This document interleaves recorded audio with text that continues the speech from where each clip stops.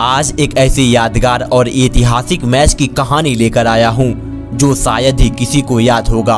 वह मैच आज भी ऑस्ट्रेलिया को किसी खंजर की तरह चुभ रहा होगा, क्योंकि उस मैच में ऑस्ट्रेलिया जीत के कगार पर खड़ी थी, लेकिन एक खिलाड़ी ने उस मैच की पूरी काया ही पलट कर रख दिया।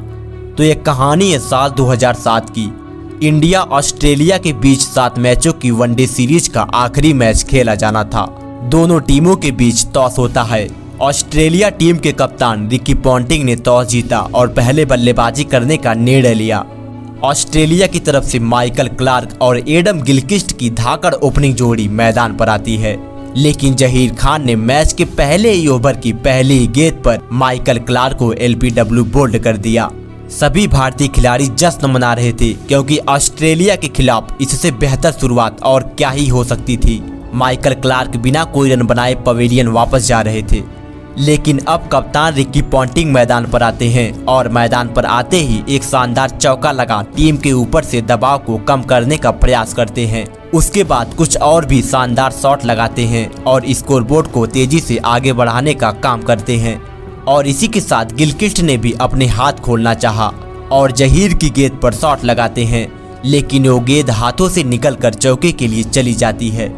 भारतीय टीम के पास एक मौका था जो छिटक चुका था, और फिर उसी ओवर की 5वीं गेंद पर गिलक्रिस्ट ने एक बेहतरीन चौका लगाया और इसी के साथ ऑस्ट्रेलियाई टीम का स्कोर 50 रनों के पार जा चुका था। पहला विकेट जल्दी गिरने के बावजूद भी स्कोर 9 ओवरों में 60 रन हो चुका था, लेकिन 10वीं ओवर की पहली बॉल पर इरफान पठान ने गिलक्रिस्ट को हरभजन के हाथों कैच करा कंगारुओं को एक और बड़ा झटका दे देते हैं। गिलक्रिस्ट ने 26 गेंदों पर केवल 19 रन बनाकर पवेलियन चल दिए। अब ब्रॉड हॉज मैदान पर आते हैं और पॉन्टिंग के साथ मिलकर एक शानदार पार्टनरशिप निभाते हैं और स्कोर को 10 ओवर से पहले ही 100 रनों के पार पहुंचा देते हैं। और इसी के साथ रिकी पॉन्टिंग ने इसी चौके के साथ अपनी 50 भी पूरी कर लेते हैं। कंगारू टीम 19 ओवरों में अपना 2 विकेट गंवाकर 117 रन बना चुकी थी, लेकिन अब गेंदबाजी के लिए आते हैं मुरली कार्तिक, जो पूरा मैच का पासा ही पलट देते हैं और 20वें ओवर की 5वीं गेंद पर ब्रॉड हॉज को स्लिप में खड़े दिनेश कार्तिक के हाथों कैच करा देते हैं। ब्रॉड हॉज ने मात्र 16 रन बनाए। उसके बाद 20वें ओवर की 6ठी गेंद पर एंड्रू साइमंड को सचिन के हाथों कैच करा कंगारुओं की कमर ही तोड़ देते हैं। जिस ऑस्ट्रेलियाई टीम का स्कोर 19 ओवरों में 117 रनों पर केवल 2 विकेट था, अब उसी ऑस्ट्रेलिया टीम का स्कोर 20 ओवरों में 117 रनों पर 4 विकेट हो चुका था। इस झटके से टीम उभर पाती कि 129 के स्कोर पर कप्तान रिकी पॉन्टिंग भी धोनी के हाथों कैच थमा पवेलियन चले जाते हैं। रिकी पॉन्टिंग ने इस पारी में 76 गेंदों पर 57 रन बनाए। उसके बाद होप्स ने उसी ओवर की 3री गेंद पर आरपी सिंह को एक शानदार चौका लगा दिया और फिर 5वीं गेंद पर भी एक चौका लगा हेडिन के साथ मिलकर स्कोरबोर्ड को तेजी से आगे बढ़ाने का प्रयास करते हैं। लेकिन फिर 31वें ओवर की पहली गेंद पर मुरली कार्तिक ने ब्रेड हेडिन को एलबीडब्ल्यू बोल्ड कर दिया, लेकिन फिर उसी ओवर की 4थी गेंद पर ब्रैडली हॉक को उथप्पा के हाथों कैच करा दिया। इस ओवर में अभी तक 2 विकेट गिर चुका था, लेकिन आज कार्तिक रुकने वालों में से नहीं थे और 5वीं गेंद पर ब्रेडली को भी आउट कर अपना पंजा खोल देते हैं।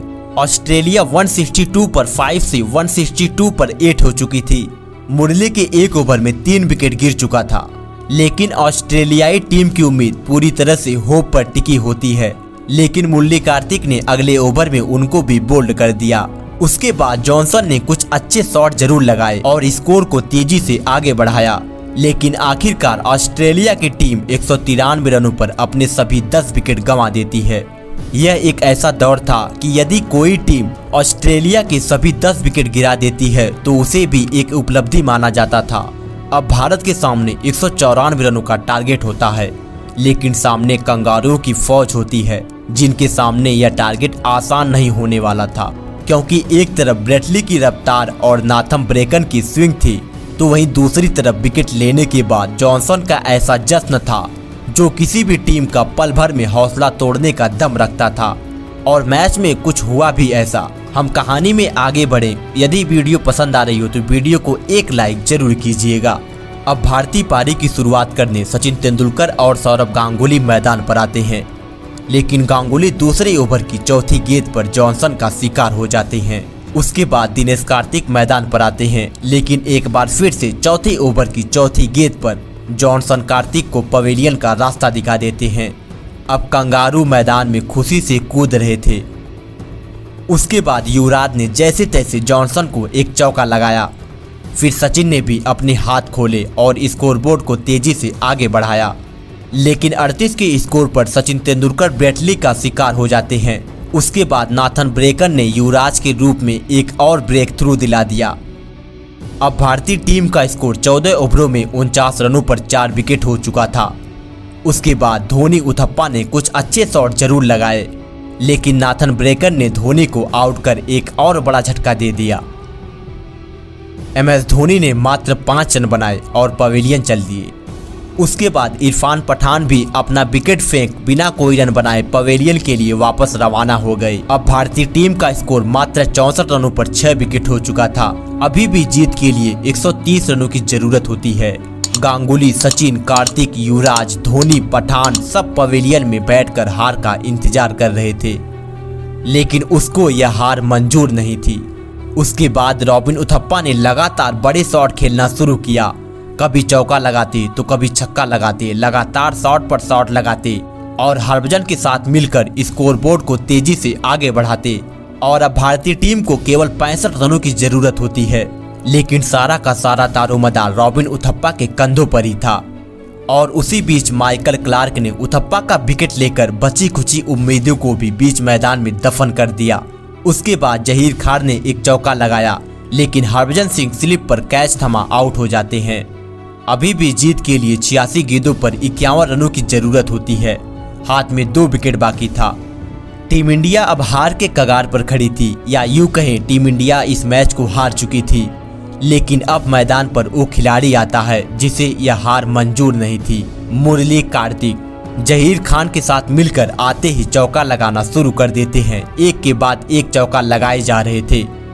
ऑस्ट्रेलियाई गेंदबाजों की पसीने छुड़ाए जा रहे थे और उसी बीच ब्रेटली ने जहीर खान को स्लेज कर दिया और उसके जवाब में जहीर खान ने ब्रेटली को इतना लंबा छक्का लगाया कि ब्रेटली की नानी याद आ गई। इन दोनों की शानदार बल्लेबाजी की वजह से अब टीम इंडिया को मात्र 14 रनों की जरूरत होती है।